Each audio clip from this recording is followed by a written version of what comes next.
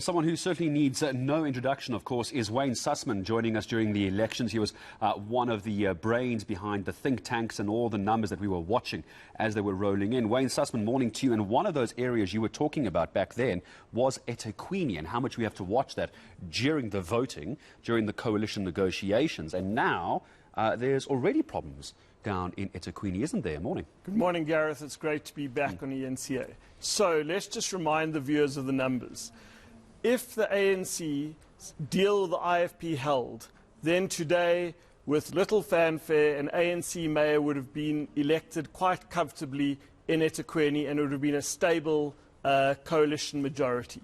But, as we've seen in places like Newcastle, places like Richards Bay, Umhlatuze, the IFP are walking away from the agreement to the ANC, and this is absolutely significant.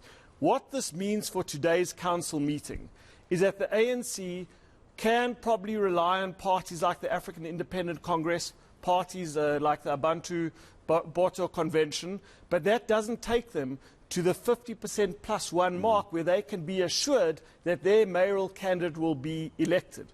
Then we look at the fact that in eThekwini, it's very different to other councils across the country. There are 14 parties with one single seat. So it's just very, very messy. Even if the ANC or the opposition gets elected in eThekwini today, it's going to be messy, Gareth. Why the walkaway for the IFP from the agreement with the ANC? Because it's not even been a month. This has been a very quick honeymoon. Well, this honeymoon's had different phases. Let's remember, just after the election, the new leader of the IFP, Mr. Chlabisa, made a speech where he said that the IFP will not work with the ANC.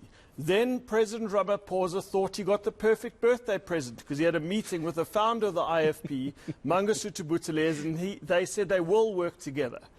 And then councillors were saying, we are not happy with this. We are not happy with the decisions the ANC in KwaZulu-Natal are making, and they are walking away from those deals. And this is important because right now, the IFP actually has the mayorship in Newcastle. The IFP actually has the mayorship in Richards Bay, Umhlatuze. These are municipalities in KwaZulu-Natal of economic importance. And will the IFP work with the opposition today? And are we about to see history unfold in Durban today? What's the Wayne Sussman crystal ball telling you?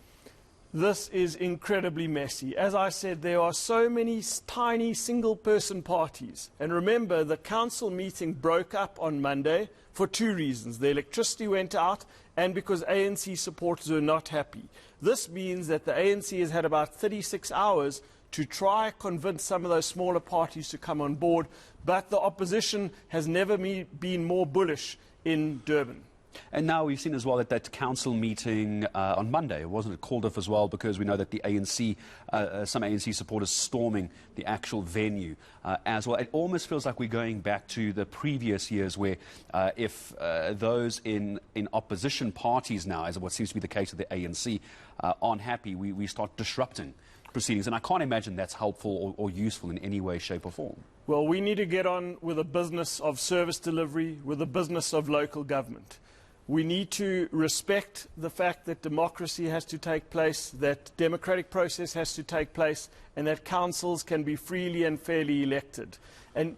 But yes, we also got to remember KwaZulu-Natal is a very volatile province, and let's just hope that sanity can prevail today and that a mayor of eThekwini, regardless of which party they're from, will be elected to serve all the residents. Before I let you go this morning, I'm curious. So we have the IFP walking away from the ANC in KZN. Is there anything that the ANC could now do to try and get the IFP back on their side? A. B. Does the ANC need support from the IFP? The IFP clearly doesn't need it. Does the ANC need the IFP in this? Definitely. When you run those numbers again, let's answer question 2. There are not enough. We know the Action SA, the DA and the EFF will not work with the ANC in eThekwini. There are too many small, there are not enough sizable parties. They can rely on tiny parties with 2 seats, and then it's a mishmash of parties with single seats. That's going to lead to absolute volatility. So these are the challenges.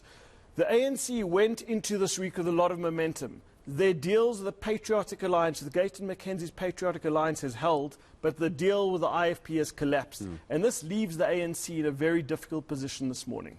And then just on that last question, I think it was my first question, just briefly if you can, is there any way the ANC can repair this, get back into the IFP's good books? Anything they can do? I think if they had to look at replacing the mayoral candidate, so it's the current mayor, Mayor Kawunda, who the ANC's put forward. The IFP's clearly doesn't seem happy with that, but I don't think they're going to change their mayoral candidate at the 11th hour. Well, I appreciate this. Always good to have you back with us, Wayne. It was wonderful during the elections, all the analysis, all the numbers, and Wayne Sussman back with us again this morning. He's not going to go anywhere. We're going to call on him regularly to unpack such detail, such granular detail, to help people like me understand what is going on, especially down in eThekwini. My thanks to Wayne Sussman.